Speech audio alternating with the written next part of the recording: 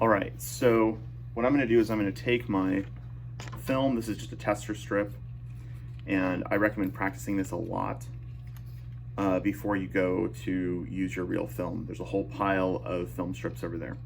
So the film is gonna feed into these little strips, and we're just gonna feed it in, and then we're gonna start rotating. And notice as it rotates, it feeds the film, and what it's doing is it's winding the film up on this, and you want the whole film to be wound up on here.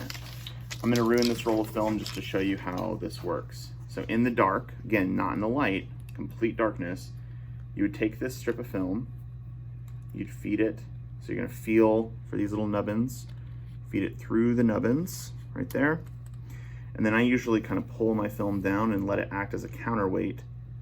I hold my hands at the bottom of that, and I start, and I'm using my pinky, notice I'm using my pinky down here, to just kind of gently pull. So I'm pushing this, and again, you're doing all this in the dark, okay? Or in a changing bag. If you're in the changing bag, you don't need to turn the lights off, right? Because the bag is light tight. So you're gonna do this and do this and do this. Okay, and it's unspooling my film. I'm almost at the end. So there's the end, and you can feel it. What you're gonna do whenever you reach the end is you're either gonna tear it out, okay, or you can cut it. I'm just gonna tear it.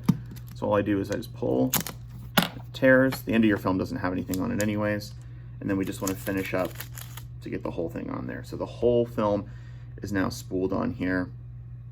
So still in the dark with the full film spooled. We're gonna feel around, and again, this is either in your changing bag or in the dark.